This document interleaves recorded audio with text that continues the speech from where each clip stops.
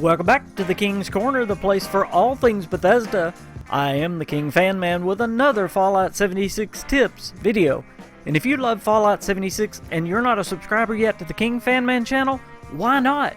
I talk about Fallout 76 all the time on this channel, so go ahead, hit that subscribe button and that notification bell too, so you'll be notified every time I upload a video. Today I'm going to talk about the two weapons that you can get when you get to the end of the line with the settlers and the raiders. When you ally with the settlers, you can get the mighty Gauss Shotgun. When you ally with the raiders, you can get the mighty Gauss Minigun. We're going to talk about how you can get these weapons, and then I'm going to review each of them. And I can tell you right off the bat, both these weapons are incredible, and I enjoyed using both of them. So sit back and enjoy this guide and review for the Gauss Shotgun and the Gauss Minigun. Let's start with the Gauss Shotgun.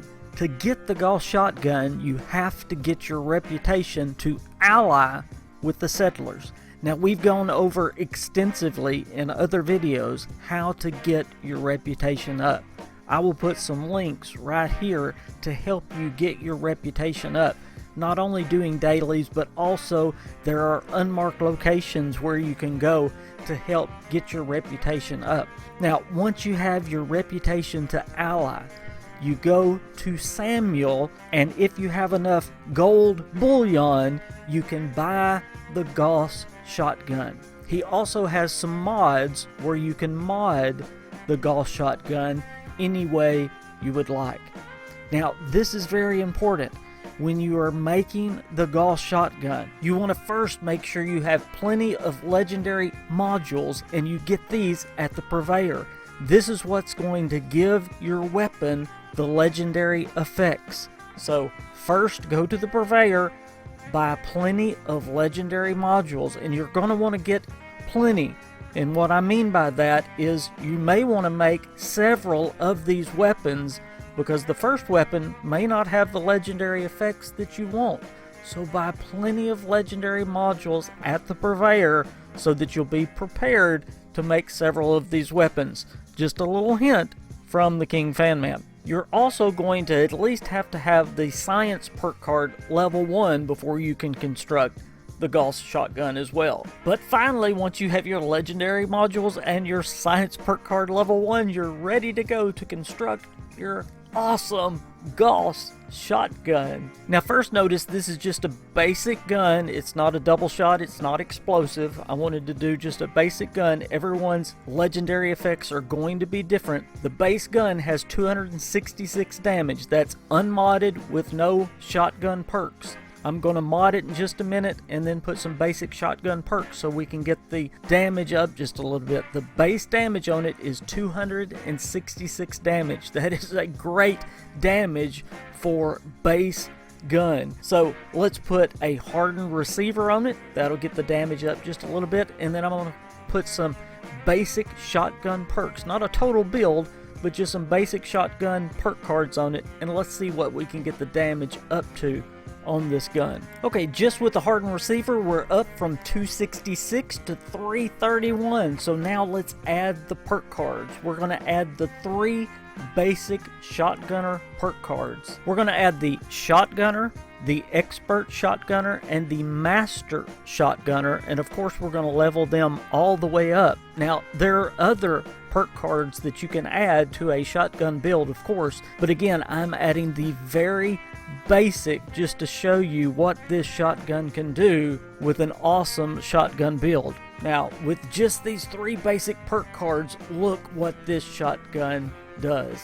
We've gone from 266 base damage to now 530 damage with just a basic shotgun perk card build. That is amazing. So now let's go look at it in action. Now, obviously this gun's going to be extremely powerful, and it is, but it does take some time to get used to because it's not a normal weapon to use. It took me some time to get used to it because you have to charge the weapon to really get the most out of it. When you charge it, it actually is even more powerful, believe it or not.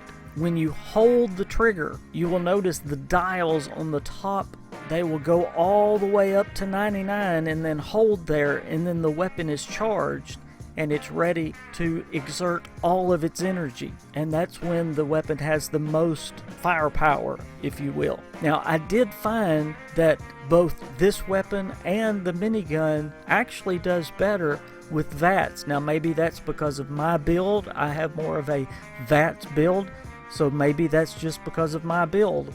But I found that they did better in VATS. But you'll have to play around with that. One of the things I did not like about the shotgun is it is slow. It is very slow. Because of the charging aspect, it takes a lot of time. That's something you have to get used to. And if you do not hit enemies with a direct shot, you're not going to get the damage that you like. Now, if you hit them correctly, I don't care if it's a legendary enemy, you're going to one-shot them, and that is great. I mean, it may be a 3-star legendary. You're going to one-shot them. If you VATS them, or if you hit them directly on, you'll one-shot them, and that's great. But if you hit them with a glancing blow, you may not get any damage on them. So that's where it takes a lot of time to get used to this weapon, and it can get you in a lot of trouble, because if you just hit it with a glancing blow and then you want to charge it up, that takes a lot of time and you may take a lot of damage, especially if you're surrounded by enemies. So the one real knock I have on this is it's a slow weapon, and if you're surrounded by a lot of enemies, you're going to get in a lot of trouble. Another thing is, if you're close up on enemies, you will take a lot of damage from this weapon. It's almost like an explosive weapon. You will take flashback, so you need some kind of protection. You need fireproof or something like that to protect your own character from your own weapon. But overall, I really love the Gauss Shotgun because it is super powerful, and let's face it, it's super cool looking and just an awesome overall weapon. Let's switch gears now and start talking about the Gauss Minigun. To get the Gauss Minigun, you have to reach ally status with the Raiders. Now, just like we talked about with the Settlers, you have to work on your reputation in the same way, doing your dailies, also working on those unmarked locations.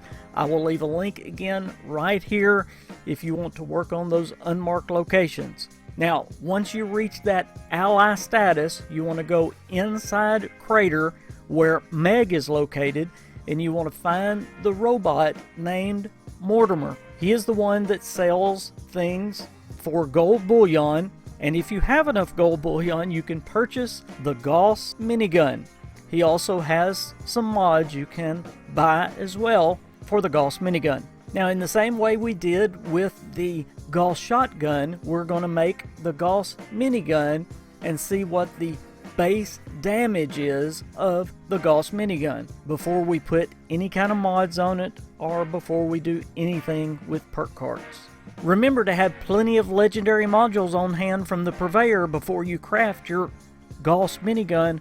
Also, have your science perk card equipped, then you're ready to craft that Gauss Minigun. Again, the legendary effects are random, so you can make as many as you want until you get the legendary effects you want, but the base damage is 66 without any mods or any perk cards. So we are starting out with a baseline of 66 damage. Now, like I said, it's a good idea to make several and to have plenty legendary modules on hand. I made another one right after that first one and got a 2-shot, and its base damage is 93.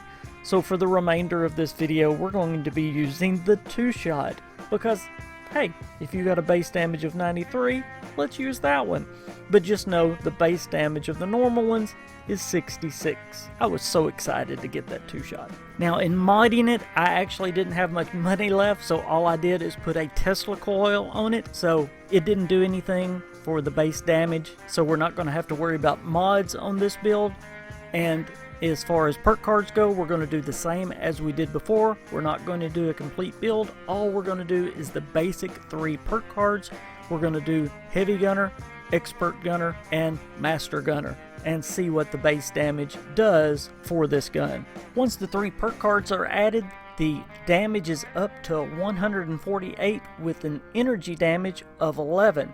Now that may not sound like a large upgrade, but remember, with your heavy weapons, it's your rate of fire that is really going to cause the damage. So 148 is a pretty good damage for this weapon. But let's go out in the field and see what kind of damage this weapon can cause. And let me also remind you, I didn't put any mods on it other than the Tesla coil, and there is only the 3 basic perk cards for this build. So I'm sure you would be able to get the damage up for this gun if you decided to go with the Gauss Minigun.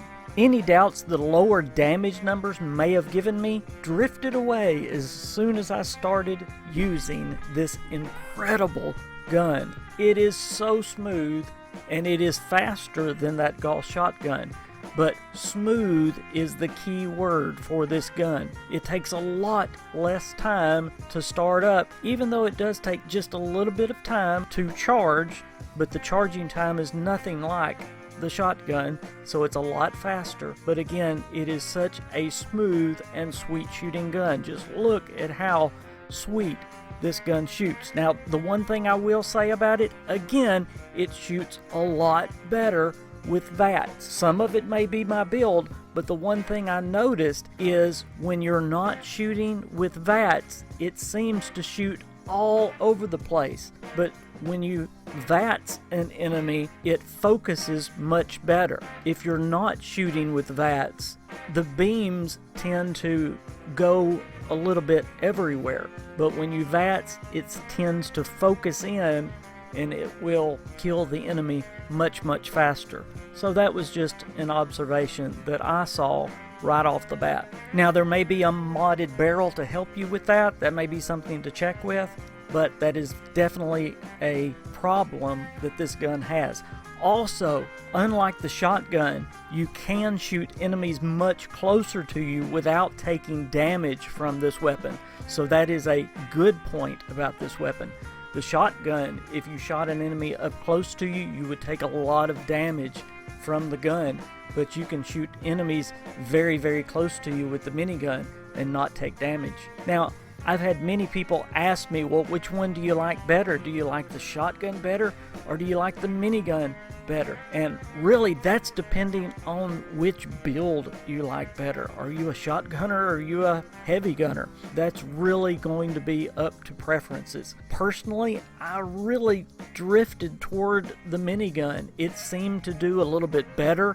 It was faster. I think the shotgun was a little bit more powerful, but the shotgun was a little frustrating because at times you would hit them, and if you didn't hit them exactly perfect, you wouldn't do the damage.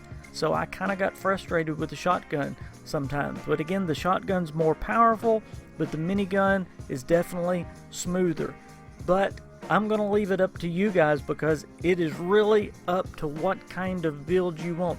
Both of these weapons are extremely great weapons. They're extremely powerful weapons, and let's face it, these are two of the coolest weapons in Fallout 76. Well guys, I hope y'all stick around just a little bit longer because you're about to see the best pictures from Fallout 76 right here in my videos from my subscribers.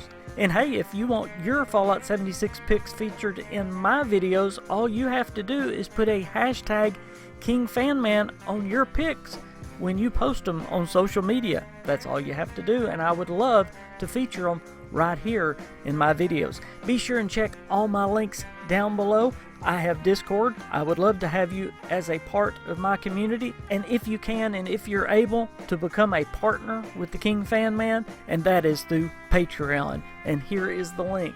And I would love to have you as a partner, and we have some very special things that we do for our Patreons, and I love all my Patreons, and I just want to say thank you to all my Patreons as well.